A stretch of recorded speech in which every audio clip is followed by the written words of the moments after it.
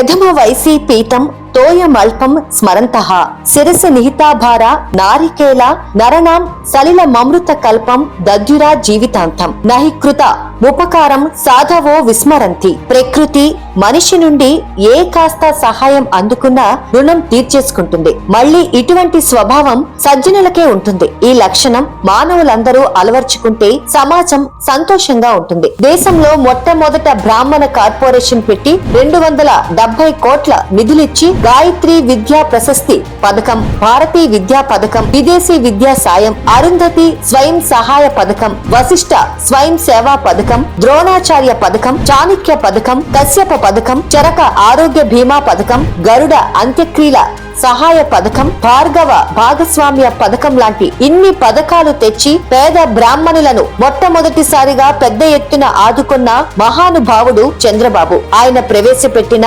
ఒక్క పథకమన్నా గుర్తుందా అంటే ఏమనాలి నిన్ను జగన్ రెడ్డి?